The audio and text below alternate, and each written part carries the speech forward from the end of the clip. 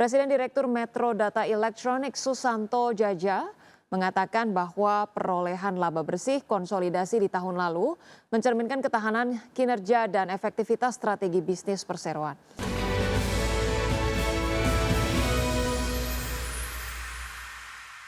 Ya, pemirsa, emiten sektor teknologi PT Metro Data Electronics Tbk membukukan peningkatan pendapatan dan laba bersih sepanjang 2025.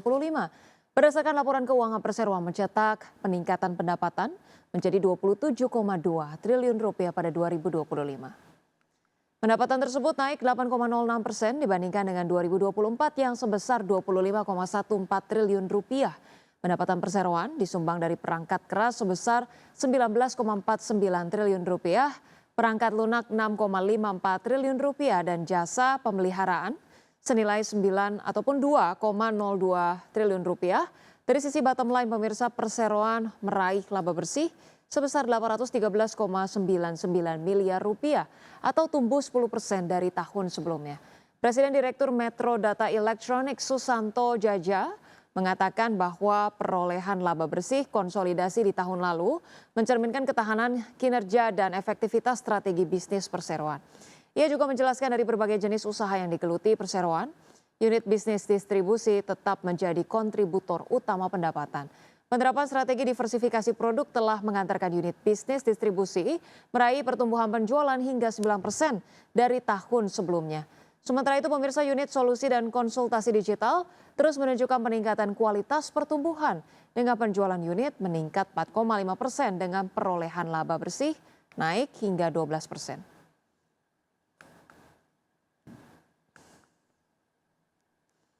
Berita dari IPCC, PT Indonesia Kendaraan Terminal Tbk mencetak rekor laba bersih tertinggi sepanjang sejarah pada tahun buku 2025.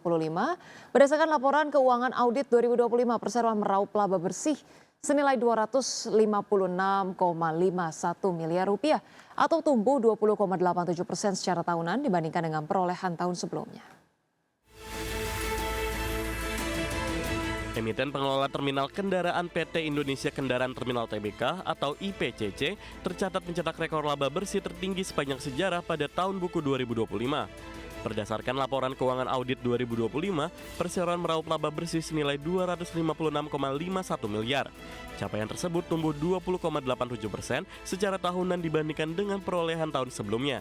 Direktur Utama PT Indonesia Kendaraan Terminal Tbk, Sugeng Mulyadi, mengungkapkan bahwa pencapaian ini melampaui level psikologis 250 miliar yang didorong oleh akselerasi inovasi strategi bisnis serta digitalisasi operasional secara konsisten.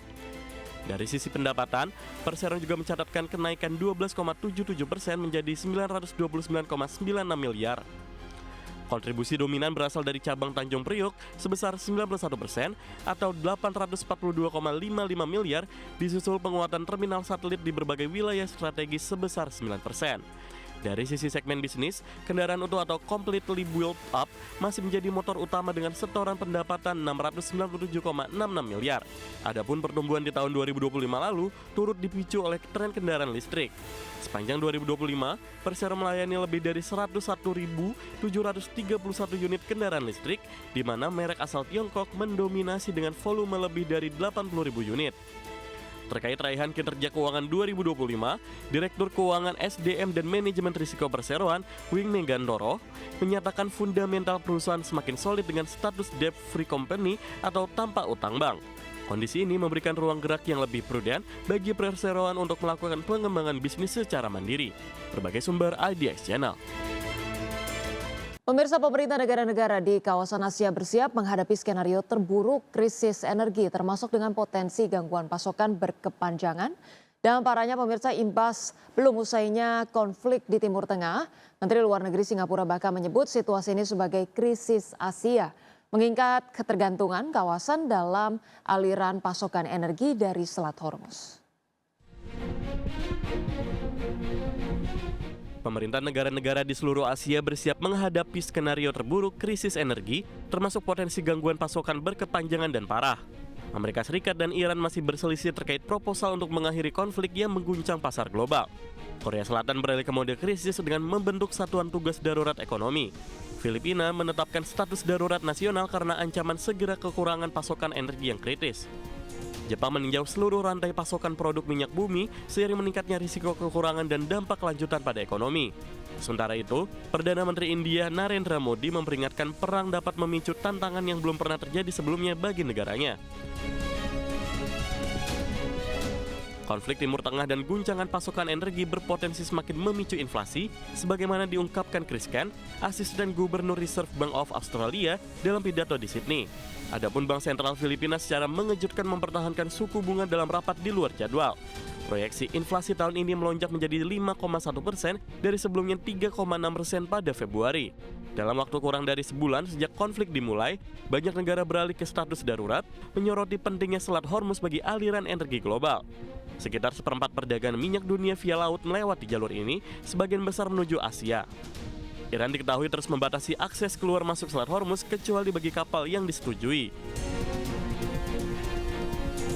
Menteri Luar Negeri Singapura Vivian Balakrishnan menyebut situasi ini sebagai krisis Asia mengingat ketergantungan kawasan terhadap Selat Hormuz. Kekhawatiran yang meningkat membuat pasar gelisah. Saham dan obligasi melemah, sementara harga minyak naik di tengah sinyal yang saling bertentangan terkait gencatan senjata. Banyak negara Asia bergantung pada impor minyak Timur Tengah dan cadangan mulai menipis. Upaya mengamankan pasokan energi juga memicu kebijakan proteksionis. China membatasi ekspor pupuk, Indonesia berencana mengenakan pajak ekspor batu bara dan nikel, sementara Vietnam memprioritaskan kilang domestik. Berbagai sumber IDX Channel. Pemirsa, harga minyak mentah melesat pada perdagangan Kamis bangkit dari pelemahan sesi sebelumnya. Seiring memudarnya harapan akan berakhirnya konflik Timur Tengah dalam waktu dekat. Minyak mentah berjangka Brent ditutup melambung 5,7% ke level $108,01 per barrel. Sedangkan minyak mentah berjangka West Texas Intermediate naik 4,6% ke posisi $94,48 per barrel.